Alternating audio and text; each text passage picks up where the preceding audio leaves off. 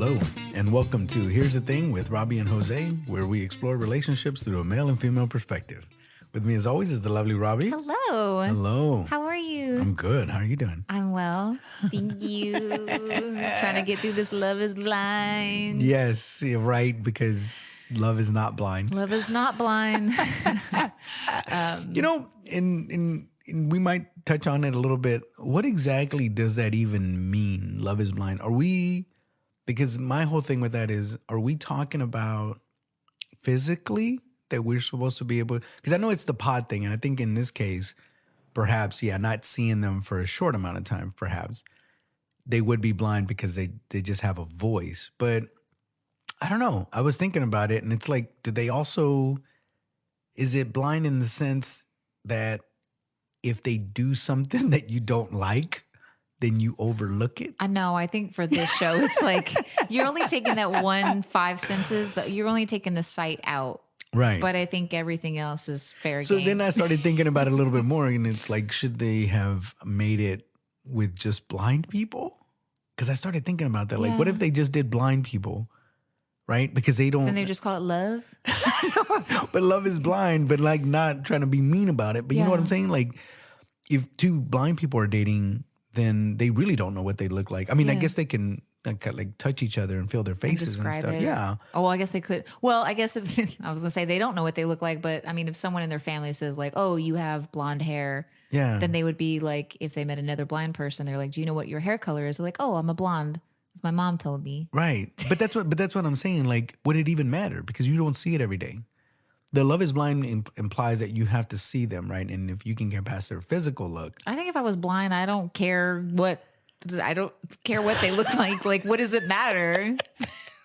There's been movies about that, though. There's been movies about the fact that, they're blind and yet they still want a good looking person, a partner. To be seen with by other people? I don't know. Like the movie Ray with Ray Charles, that was one of them. He liked to be with beautiful women. The way he could distinguish between a good-looking woman and a bad-looking woman, in his eyes anyways, is he would grab their elbows. And if their elbows were smooth and nice, then I know. But in the ladies, movie, no crusty elbows. I mean, you know what I'm saying? I guess he didn't like overweight women, so I guess he would touch their elbows. And I guess if he felt that they were a little bit more meat on I guess I can understand the weight thing if you're talking about being intimate. Sure. I get that part. Yeah. But that's what I'm saying, right? Like, but the other part. And then there was a movie a long time ago, too, about a blind guy.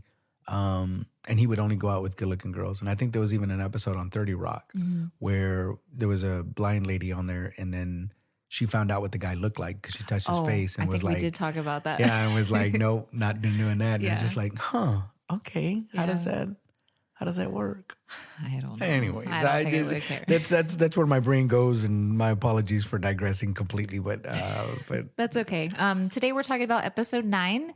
And so this episode is entitled Last Supper. I call it the cute date episode because I think each couple did a really fun, cute date, and we can kind of go like through what they did. But I thought it was, why? I'm sorry, go ahead.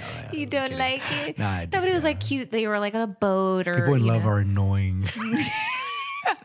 You say that, but not when I'm in love. When you're in love, it's like it's the best. It's the best. Like there's rainbows every day, love. Birds are chirping, but when somebody else, it's horrible. But the first thing I wanted to talk about was when Brennan was sitting down with Alexa's dad and her grandfather, and they were kind of figuring out the logistics of about. That's a nice way of putting it. Yeah, about him converting over, and which I thought was cool. The fact that he's, I guess, so in love with her that he's open to that. Or maybe it's because I think he expressed he's not really that big into religion. So I guess if you don't really care either way. But one of the things that they were talking about, and I didn't know this, I guess this is a thing in the Jewish culture, I don't know, but there is some kind of contract that they're saying you have to sign. This is basically saying that even if you get divorced, you are going to take care of her financially for the rest of her life.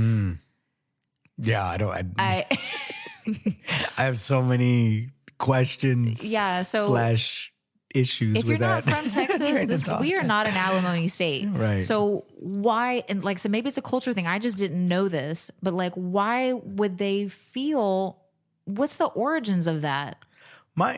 Well, if I could take just a slightly different approach to that, right? Because because I started thinking it's like, okay, what does he get out of it? Because usually a contract is usually a mutual thing, He right? gets the satisfaction of taking care of Alexa.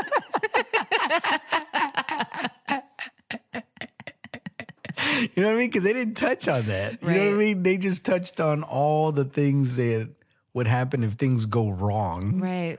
And I'm like, okay, but what do I get out of it exactly? Other than I'm just agreeing to, if everything goes to crap, I'm on the hook no matter what.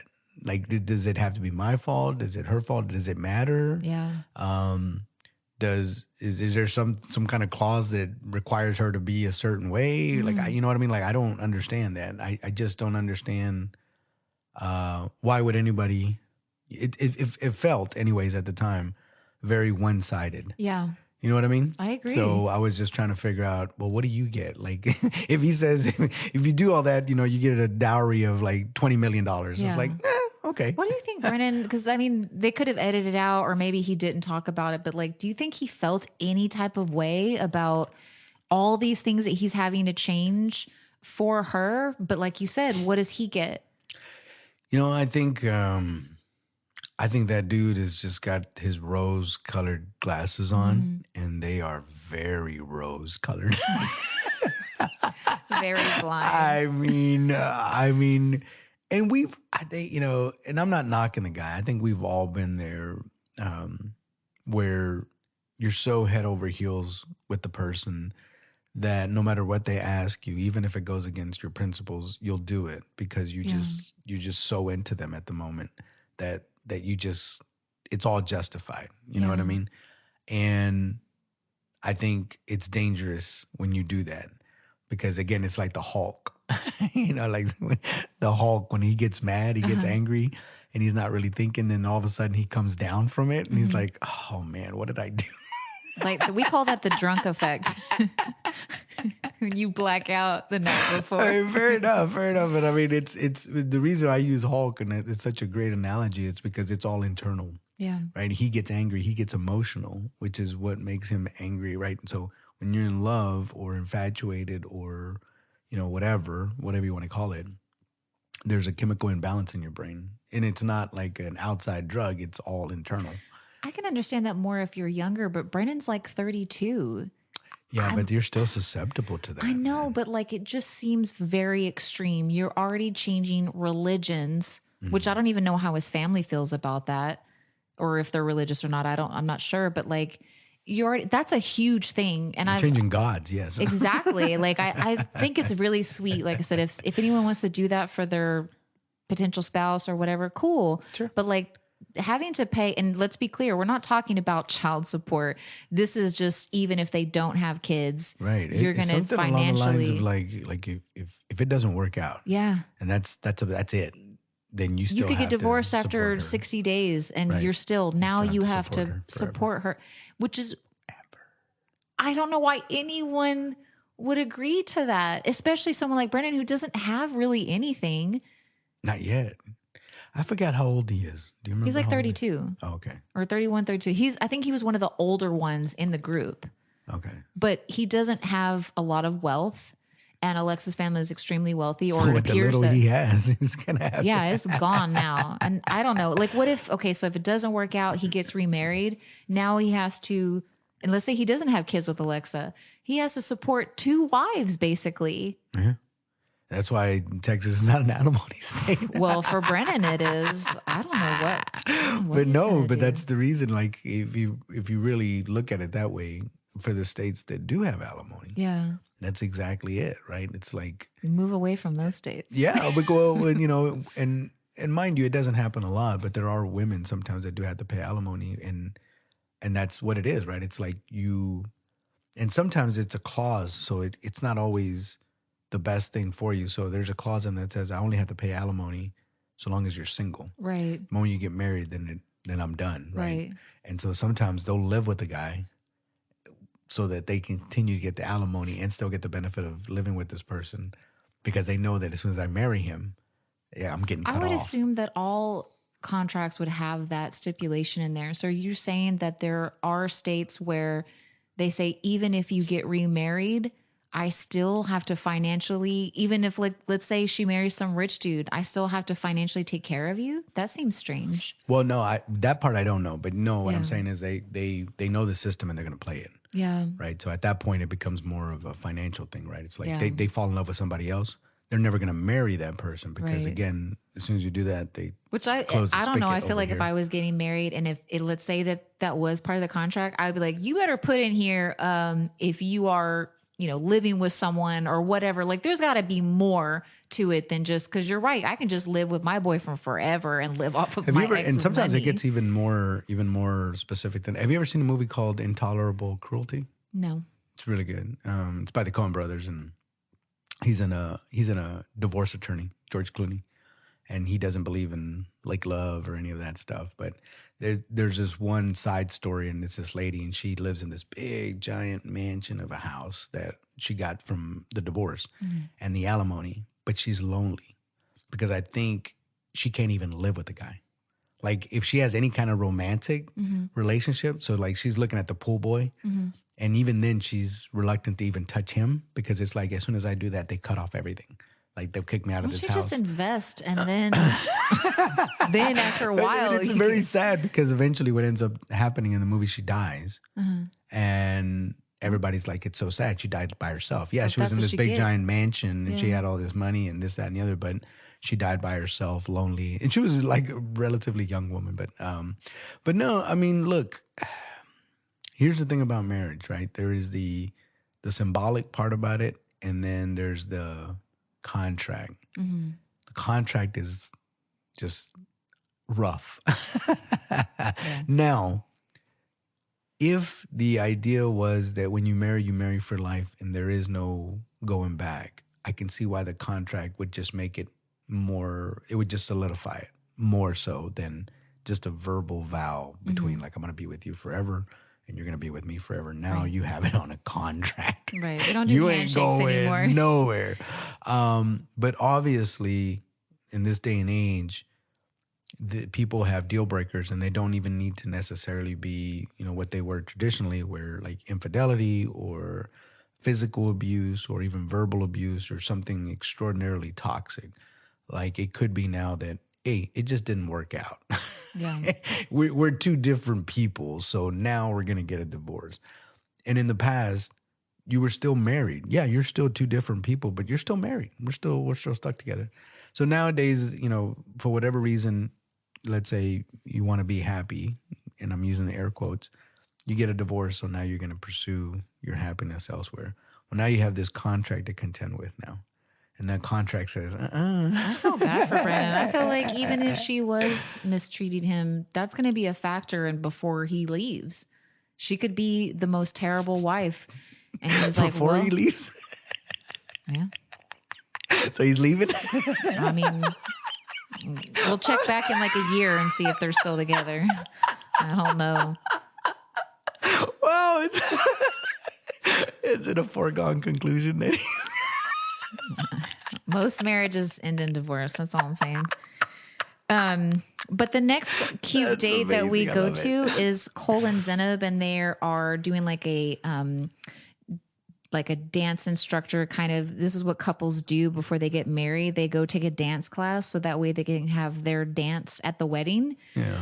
Which, and this is going to sound very like cynical, I guess, of me, but like nobody cares. I have never gone to a wedding where I even cared or really looked at how they were dancing. Please tell me, Jose, why do couples do this? Um, They're not learning a routine. It's just here's how we move back and forth together. They're doing well, that for the wedding to save face, I guess, but nobody at the wedding cares. um, it, it, yes and no. No, nobody cares. No, so Nobody. I've seen, well, let's just say for the sake of argument, right? That you're watching the couple and they just got married. Now they're doing their dance, but it's completely they're not in sync. There's a lot of missteps. It looks goofy. Like I can see how they're trying to minimize that, because it's like we're not in sync. We're not, making beautiful music together. I will say this. I will say this. And I've seen like Singing in the Rain, which is a great movie, by the way. But there's something about an elegant dance that does kind of, I don't know, it is nice to watch. I love, and so I go on TikTok from time to time, and sometimes I'll get where these couples are dancing, and it really is beautiful. It really I'm can not be saying that extremely not beautiful. seeing that isn't beautiful, but there are TV shows for that, Jose. If I get married and you come to my wedding and my first dance with my husband is not like the best, you're not going to care. You're not going to be like, well, Robbie, I mean, you really should have gone to a dance class. No, you don't. Who Well, cares? but that's what I'm saying. Like, I'm trying not to be. Let's look at it this way. If we're gonna look at it through that lens, what's the point of even having a wedding dress? Why do you put a tuxedo? Just come in a shirt, jeans. It's casual, baby. I'd Nobody rather go to cares. the city hall. I don't care. I'm here for the fish. I I'm chose here the for the fish salmon. option. Yeah, I chose the fish option. So I'm really just here to see how good that plate is. It's nice that you got married. Plus, there'll be a DJ or a band. I'm really here for that, right? So that's what I'm saying. It's a spectacle. It's a celebration of sorts, and sometimes dance can accentuate that. It's part of the whole. This is what we're presenting to you. It's part of the party. It's part of that. So I get what you're saying. It's not very practical, but there are a lot of things in human nature that we do culturally that doesn't make a lot of sense, but we do it anyways, and it speaks to a deeper level. I used to feel the same way about birthday parties. When you would take kids to these elaborate birthday parties like at Chuck E. Cheese, and you would spend $500 to $1,000 on a party for children. Someone spending $1,000 at Chuck E. Cheese? Nowadays, yeah, that's not uncommon. That is not uncommon because you're getting the cake, you're getting the reservation, you're getting all the food, you're getting all the tokens, you're getting like it gets very, very pricey. And that's on the lower end. And it only goes up the the higher you I get, don't right? understand doing Speaking those parties of, for babies. They don't even remember. well, maybe not, right? But let's and again, I'm not well versed in the Jewish tradition either, but I know that there's bar mitzvahs and bar mitzvahs, I believe. Bat. I Bat think it's mitzvah, bat. bat, yeah. But again, that's an elaborate party. And again, I'm not, I pass no judgment, but for me, I personally would not do that because I've heard that in some of those cases, it gets into like the hundreds of thousands, if not millions of dollars that they're spending on a party. And good for you. I mean, if you have it, go ahead and Yeah, spend if you have it. it. Because apparently, and again, I'm not, but I've just heard little things here and there, but it matters. Like when they request these things for that occasion, like you have to go through with it. Like you have to do your best to accommodate and make sure that they have what they're looking for. Maybe they're just doing it as like a cutesy date idea. And if that's the case, okay, cool. But like, it's kind of this tradition You just that don't want to see couples them do. dance. Well, I just don't care. Like you said, I'm here for the food. I'm here for the dancing. I'm here for the bridesmaid. That's what I'm here for. Like I don't know. Show me the bridesmaids really and the open bar. Let's say if you have an open bar, that's even better. Yeah. Not a cash one. Not a cash one. Or like in the wedding singers, you get the Medal of Honor. But and then we go to Colleen and Matt. So Matt is meeting Colleen's parents for the first time, and it's the same typical thing, meet the parents, blah blah blah. But the issues that we had talked about with Colleen, her not wanting to go deep and open up and things like that. It still seems very strange to me that when you are getting married to somebody, she's still like, I like to keep it surface level. I don't really understand. And I think, even her mom was, when they were talking, she was like, well, you've said more tonight than you've ever said. So you don't even talk about really your feelings with your own mother, which they seemed pretty close. So I was kind of surprised. And I just don't know how successful you could be in a marriage when you're when you're wanting to keep it surface level. Yeah. Do you think Matt's like that too? Well, Or he's just so in love? no. So Matt is another big ball of things that I want to talk about, but let's stick with Colleen for just a second, if we could. And I guess this is my take on it, right? Is that typically when people do that and they just stay very surface level, it's because they feel, in many cases, that they're afraid they're going to get judged.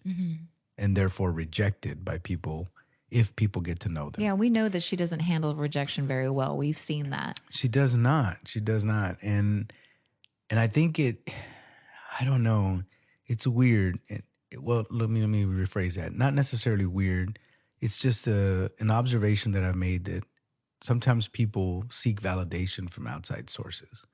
I understand why. That's the downside of a physical world. So, in other words, if we stay in the physical, which is what this show is trying to figure out whether we're supposed to be in the physical. Why are you laughing? Because love isn't blind, and it's just all these people are like, I don't care about looks, but oh, by the way, Yes, I'm I not do. attracted to you. Exactly, and that's my point. We're a very physical world, Yeah. and it matters. And but the thing about it is, should it matter as much as it does?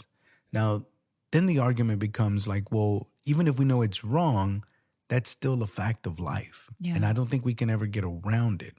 But whenever it becomes a physical world, then you know that you're going to be judged based on the way you look, which is kind of an odd thing because you have absolutely zero to do with that. Right. Your personality, how you deal with people, how you interact, how you think, how you just navigate the world, that's what really matters. Again, it doesn't really, in this day and age, you could just look at somebody, and if they're attractive, you're like, oh, that's a good guy. And then there's unattractive guy, and you'll be like, oh, he's skeezy, he's creepy, he's nasty. And it turns out that the good looking guy is the one that's going to stab you in the heart and then wear your skin in the bottom ground. You know what I'm saying? But because you made that judgment based on the appearance, that's a flaw, unfortunately, in humanity, that we look at people and we're constantly trying to present ourselves in such a way that, hey, I'm okay. You know what I mean? Like, I'm not a creep. I'm not skeezy. I'm not this, that, and the other. You might not be, but how do you show that to people? Right. and this is one thing, and this is odd because I read this and I do this whenever I'm on a Zoom call, is I always show my hands. Like that's the sign of like, I don't have a weapon. I'm safe to be around and stuff. When you do this, people tend to feel more comfortable around you because again, they're just saying like, look at me. I don't have a weapon in my.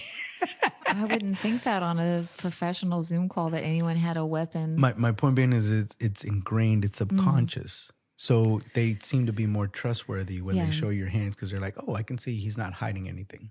It doesn't matter whether you are or not. But my point being is that's what when you see that, that's what you get from the other Well, you know, side. it's funny too, because later on when Matt and Colleen, they go on their cute date is they go to the like aquarium place and then they're having dinner like underneath like the water and stuff. And they're having that conversation. It's like, do you have any reservations basically? And she is like, well, she's kind of like tipped around. And then the way Matt acts, he's like, just say it, say it, say it. He's so aggressive. Like, and then she's getting like backed into a corner, right? But like, if they had gotten deep, which you should be if you're going to marry this person, it wouldn't be that awkward. I mean, I know Matt still has his issues, but like, why is it the day before, which she's barely revealing, like, yeah, I don't know if I'm going to say yes to you or not. She was 100% all in this whole time, but now she's like, well, I don't know. It's like, well, you guys should have been having deeper conversations throughout this whole time. Why is it at, the last minute? And then he feels blindsided, I guess, is why he was mad. He's always mad, so I don't know. I think it Mad speaks to he's mad Matt. Yeah. I think it speaks to a deeper issue for me, right? And this is what I mean by that. It's you want to make sure that your partner is on the same page as you. So there's that it's like I'm in. Is she in or is he in? And it's just like you want to make sure that you're on the same page. And it's such a weird thing. And I've been in situations where I thought, okay, this is how I feel that we are in our relationship. And I just assumed that the other person was too. And then it turns out that they weren't. I don't know how one calibrates something like that. Yeah. And I don't know how, and the thing about it is you hear because that conversation is not unique. All the couples have had that conversation. Yeah. Every single one of them. You gonna say yes on the I feel like the producers force him because the last date or whatever, they're all doing that. Well, and But I think you have to, right? Because marriage being a very big, giant step, right? And it's a big thing. They just want to make sure that the other person is on board. And I think it speaks to why people constantly need that affirmation, whether they're getting it through, the five love languages, but again, verbally, physically, whatever, but they need that affirmation. It's like their way of saying, okay, you're still on board. We're still good, kind of thing. yeah, but if they had that open communication, don't you think that they would have had these conversations before? She had the same reservations before. She just didn't vocalize it because, in her own words, she doesn't like to get deep. I like to keep it surface level. And she even brought it up when her parents were there eating. She was like, yeah, we've never met a boyfriend before. She's like, yeah, because they only last a couple months and then they're out. You mean to tell me that you'd have never thought of doing any self reflection at all as to why guys are leaving you, all of them, after like 3 months? It's not She occurring to has. her. Unfortunately, she has. The problem is her, as far as I can tell, right, based on this, and this is the assessment, is that she's discovered that, oh, they don't like me. They don't like my opinions. So they're leaving me because of my opinions, because of the way I am. So I need to mask that because I don't want to be alone. Now, I could be wrong in that assessment, but I've seen that play out where whether it's a man or a woman, they stay quiet because it's like as soon as I tell them how I really feel, they're out. They're Yeah. going to judge me for it and they're going to leave me for it. They're not going to like it and it's not worth it. Now, the problem is you're going to pay a cost no matter which way it goes. Yeah, especially if you're getting married. Yeah, and so what people sometimes tend to forget is that it's okay when people don't agree with you, and it's okay if they leave you. You're saving yourself a lot of heartache because what's your end game? You're just not going to speak up. You're going to say yes, dear, to everything that they say, and maybe that's a good strategy. Maybe that works out for you. Great, but over time, I think it'll start to beat you down. It's like, Yeah. no, I have thoughts too. I have opinions too. I have whatever, whatever. But if you don't speak up enough, after a while, you're going to get discarded. And then that's when things get really Yeah, interesting. because then the other person, when you do finally show who you really are, the other person's like, well, he changed all of a sudden. Like, no, he didn't change. It's like we're masking. And we all Exactly. do it though. We try to be Exactly. on our best behavior in the beginning, but it's just disappointing. I feel Colleen probably in that moment when he was being say it, say it, say it. She's probably like, I shouldn't even have brought it up. You know what I mean? Like, let me deal with it internally. It's so mean, or not mean, but like, just I don't like The when he acts like problem, that. what the problem with Matt is, he's looking for something to be wrong. So the Matt, what I've seen with Matt, this behavior, I don't know him personally, but I've seen this behavior in the past too. And it's that situation where there might nothing be wrong. Wow, that sounded, wow. There might nothing be. There might nothing be You sound wrong like you're with talking that. like I old mean, I'm English. sorry.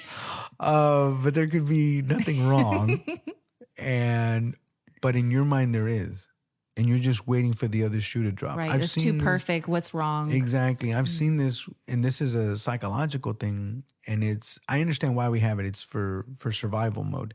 But I've been with friends and I've been with people, coworkers and stuff, and they're like, "Dude, things are going so good. I'm just waiting for the shoe to drop. Like something's catastrophic's about to happen." It's like, yeah, but right now everything's good, right? And it's like, yeah, I got a great job, I got a great house, my wife's working, my kids are healthy, this, that. But something is gonna happen. Something is like, maybe, but you might want to enjoy what you have now. And when that time comes, because we all have things that get thrown at us, you can deal with that at that time. Yeah. But imagine you're not even enjoying it now, and then when it does happen, you're just gonna be in more misery. Yeah. But I understand why. And I don't do that anymore. I count my blessings every day. Every day I'm like, this is fantastic. I don't know what tomorrow's going to bring. And I'm not saying that I'm not going to get hit with heartache. I've had my fair share. But it's like at this moment in time, things are really good. And I'm going to be very grateful for it. I'm going to be happy about it.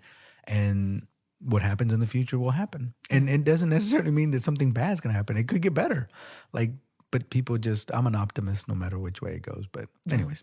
But then we have the Raven and SK date, which they were on a boat in this apartment complex or whatever that No, was. it's a restaurant. Somebody told me about that restaurant I at thought it work. was like, is it in Louisville? Because it looked very Yeah, it's Louisville-y. like Louisville, or I think it might be Las Las Colinas. But Colinas. somebody had told me about it, and they have the gondola thing, Uh-huh. and they're like, it's a restaurant, and then you go and you can go on the gondola too. And I'm like, yeah, but that, I think it's, first of all, I think it's man made. Yeah, well, the view of it is apartment complexes and some weird like office buildings. I'm like, this Well, in all is fairness, that's how it is in Venice too. It's nothing but houses, but they're well, they're houses, and they're beautiful. fair enough. It's But not what they. it's not like Vegas, because Vegas has one too. If you go to Yeah, the Venetian, and they have a gondola and stuff. But but yeah, I get it's you. still a cute date idea. But it was funny because they had the guy in the back that I guess was kind of. I think he had a guitar. He might have been playing music at one point and also kind of steering it or I whatever, think so. Yeah. which I thought was like, and I know that's a thing, but like their conversation that they were having literally like a foot away from this stranger. And I was like, that would be weird because they're talking like intimately about like their future and the plans. And it's like this very whatever. And here's, I don't know, his name is Jack, and Jack's back there like Yeah. looking around like, go on with your date. It just seemed Can really you weird. imagine what how many conversations that guy's heard? Oh, dude, just like a cab driver. He's like got tons of stories. I would have to make him sign an NDA, man. But like, would you feel weird? Like, let's say you were on the date, you had a girlfriend, you were on a date, and she started talking about not anything gross, but just like something serious or whatever, very personal to y'all's relationship. Would you tell her, like, hey, I know it's the show. I'm talking about in real life, though. No. I think Uber drivers will probably tell you the same thing. Like, they get discarded. I think there's Hey, the car is driving itself. There's well, nobody there. well, what ends up happening, because I don't know if you remember watching that show, Taxi Cab Confessions. Like, it turned into a show because people would just, to complete strangers, there's something about, I'm never gonna see you again. I'm gonna tell you some dark stuff about me because I'm never gonna see you It ever, just kind ever of takes again. the romance. I get it that someone has to be there on the boat, but like, it's so close. Like, Yeah, you want it to be private. yeah, I when mean, you if have we're that having that conversation. discussions like they were, and then she said the thing of bone apple teeth or whatever, which she thought was really funny. I don't know if you caught that, but I was like, No, okay. but I will say this: the Madonna spoiled the whole gondola thing, because every time I watch it, I think of, like a virgin. No, I don't know. It just, Because it's a great video, by the way. But yeah. she's in that gondola, and I'm like, oh, okay. Yeah, but then let's see, Alexa and Brennan, I guess he rents out this little theater area and they're having the same conversation of like, what are you going to say? And Alexa seemed very, I don't know if she was being playful, trying to act like she wasn't going to say yes, but I think it's been very clear that they've been very into each other. And he's bending to all of her financial and religious whatever. So I don't know why she's like, Dream come true. I'm like 40% or whatever she said, like in. And Brennan's probably like, I think she was being playful. I don't know. What do you think? Do you think that what would be her reservations with Brennan? She doesn't. I think she's probably just making sure that it's that carrot on the stick. It's like, look, dude, you don't have it. So whatever you're doing, you need to do more. Yeah, more and more. Because think about the psychological effect. If I ask you if I'm with somebody and I'm like, okay, we're about to get married, and she's like, I'm about 40. It's like, I need to up my game a little bit then. I need to get you up at least into the 70s or 80s. Yeah. Yeah. It's a way to motivate her, but fear is not a great motivator. Yeah. It will sometimes get the job done, but long term, it's not a good strategy. Yeah. But I guess we'll I gotta see. have that. But and then Bartiz and Nancy, they're at Perry's Steakhouse downtown, which I thought was funny Where because they you and at? I had been there together Oh, nice. in a group, and I actually think we sat in that same area by the window. So when I saw that, I was like, "Hey, Jose and I have been there." Woohoo! I had the pork chop. Did you? I think I had a steak, I think. Perry's has one of the best red wines I've ever had. Oh, nice. It's, Yeah, I don't remember it being that good, but was it? I don't think pretty good? you had. Oh, okay. I don't. Okay. Well, I don't know. You only drink old fashioned, so I'm assuming do. you weren't drinking It's my wine. drink. Yeah, but I like that place. But Yeah, it's very, very nice. and then he's doing the same thing of "I love you, baby. I'm here to the end," and whatever. I know this, and this is completely off topic. I was watching a movie, Shallow Hal. You ever seen Shallow Yeah. Hal? Mhm. And they're at the Capitol Grill, Mhm. and that's another restaurant. I'm assuming it's a chain because obviously It sounds very chainy. it does, but it's still a nice restaurant. So every time I do see a restaurant, I get a kick out of it. Like, oh, I've been there before, and I don't know why, but Yeah. it shouldn't, but I do. The juiciest thing I guess that happened in this episode is Zenab and Cole. So Zenab comes home, I guess, from wherever she was, and Cole is making dinner, trying to be sweet. Chicken, I think, right? Yeah, chicken, unseasoned white chicken. But Zenab, in her true fashion, as she has, critiques him a lot, and he's trying to be playful with the Nerf gun and this and that, and he's trying to be cute and sweet, and she just seems like uber annoyed. Which, if you're annoyed, fine, but like, how would you feel if you were making dinner for your woman and she came in there and started critiquing everything? Like, you'd feel probably unappreciated, right? Absolutely. I mean, absolutely. I don't like being critiqued by I anybody. wonder if the flip side would be if she was the one making dinner and he came in acting like that. I wonder what the audience would feel about that. I don't think it would go well for him. That's what I'm saying. Like, why is it okay for her to come in and be like, well, you're cooking this wrong and don't do this and this is bad and this tastes like crap and why are you cooking it? Like, I it's don't think just, it's. I don't think it's. I don't think that it's right when one or the other does it. yeah. I think it's just for whatever reason we just accept it more when a woman Like, does it, it's just as easy to just say, hey, babe, let's put this seasoning on it. right? Why can't you just say that? Or you can cook it yourself.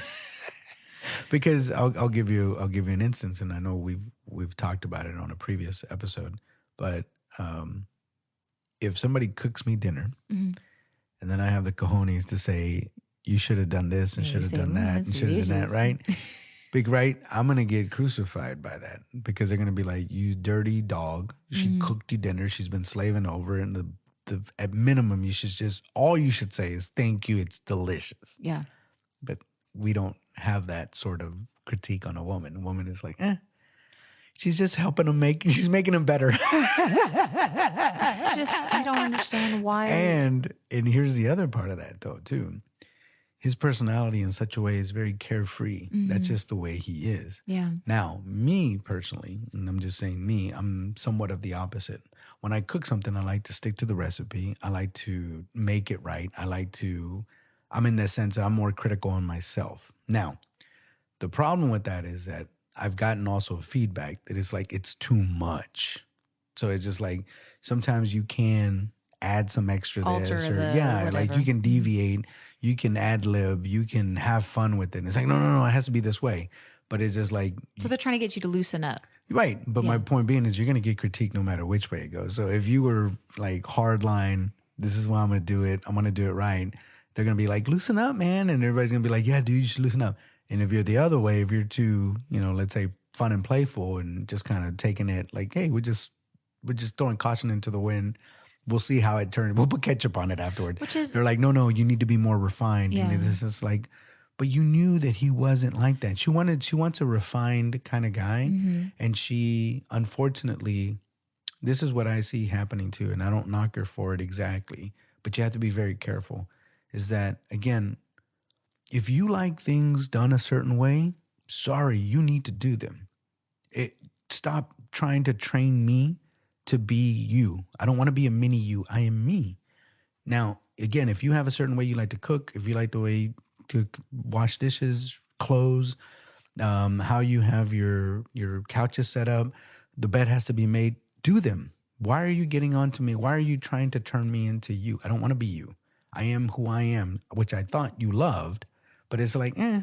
Well, she did that thing that a lot of other couples did where she claims that here's all the reasons why I love Cole. It's because he's honest, he's fun, blah, blah, blah. But then when they're trying to make it in the real world, it's like, no, I hate this, this, and this. Right. And I'm going to critique you and I'm going to be mean and whatever. It's like, it's that idea of you want that party guy, that carefree, whatever. But like, she didn't really want that.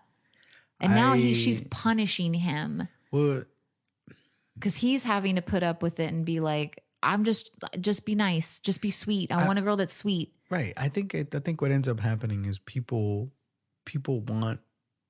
There's certain people that, and I'm sure you've encountered them, and I'll give you a scenario. They become very playful, and let's say they start playing with you, and they start doing stuff, and they're like, you're not in the mood for it, but at a certain point, you're like, all right, let's do this, and then you start playing back, and they're like, okay, stop. Stop.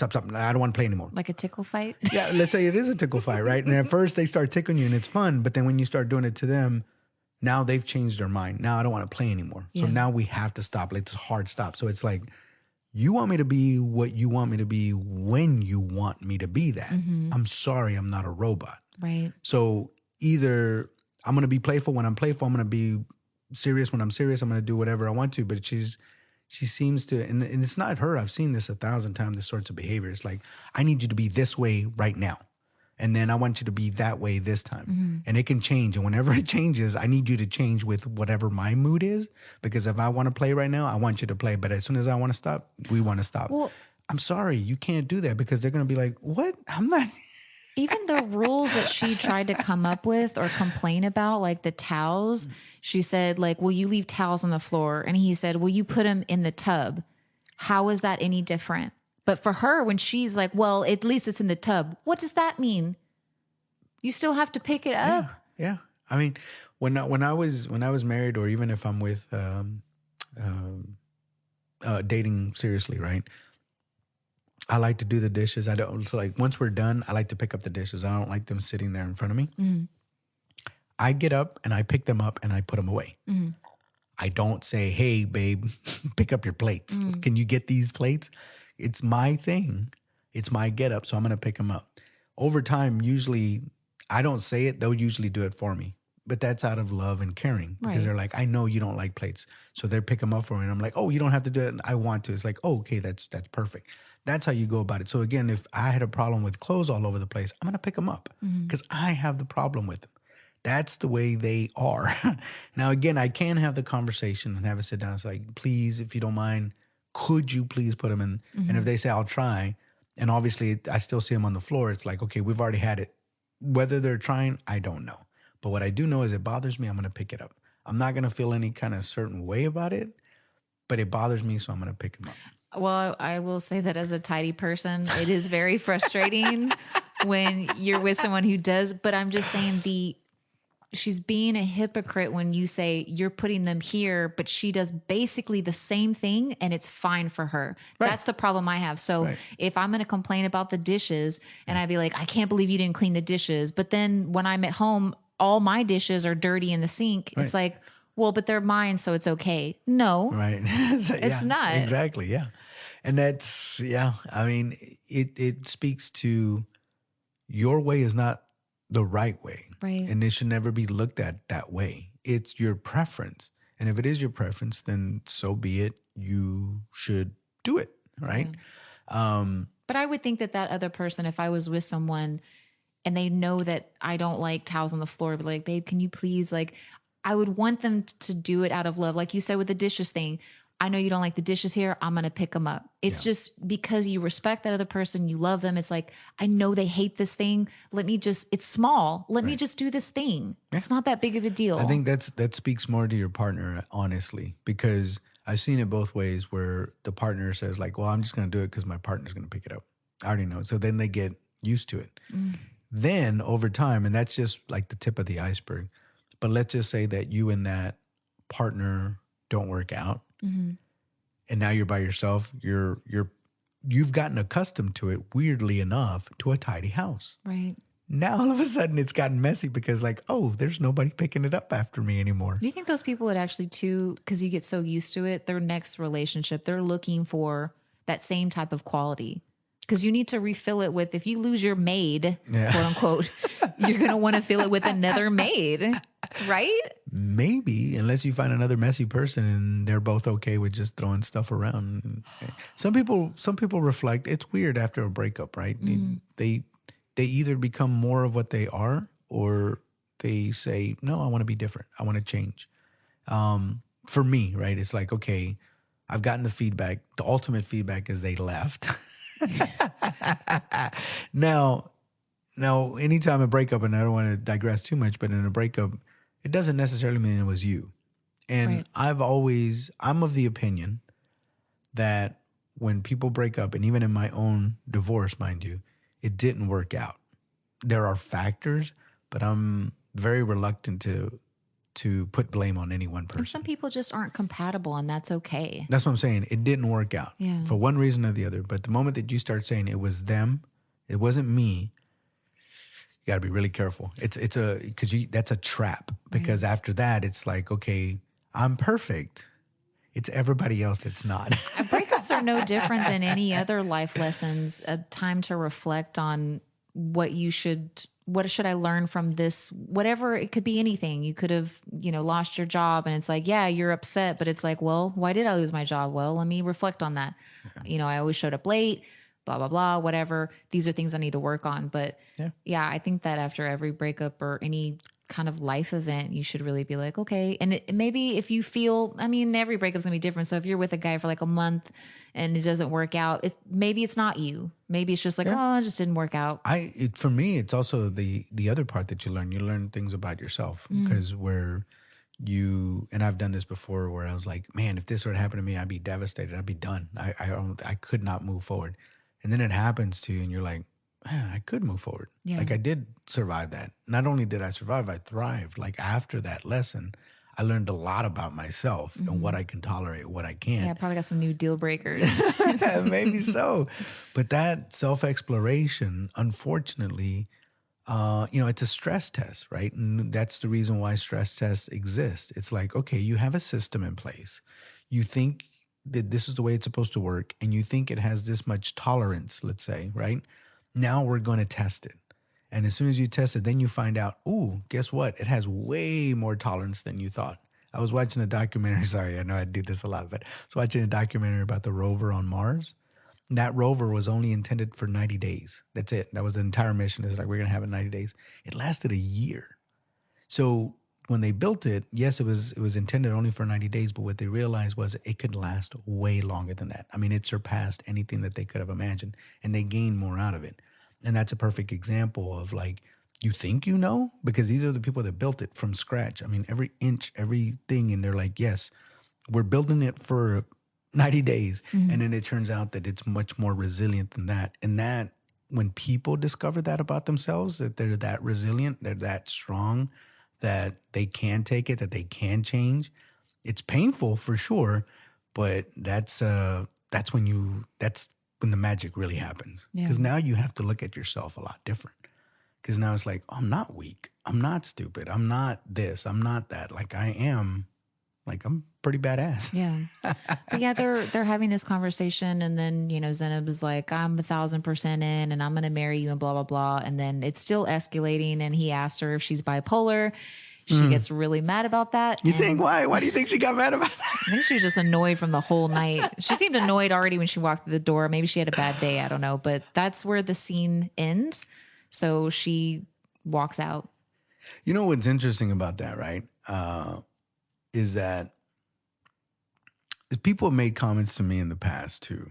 Um, um, like let's say somebody said to me before, like, "Hey, do you have anger issues?" And so obviously, right off the bat, the first inclination is to be like, "Screw you." Hell no, I don't. I'm gonna beat you down. Sorry. See how calm I am? Exactly. No, but my point being is that it's hard because what it is it's feedback of some sort.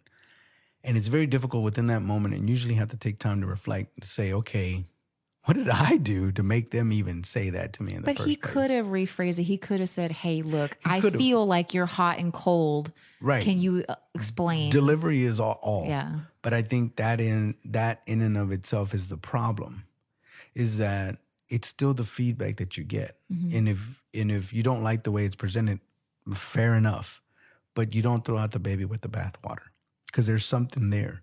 Now I'm not saying that he was right in his assessment, but if your behavior is coming off in such a way where somebody's asking you that, Hmm. it might be something that you might want to look into. Because if somebody's telling me, have you saw anybody about your anger issues? And I'm like, well, I don't feel like I'm angry. However, I was loud. Yeah.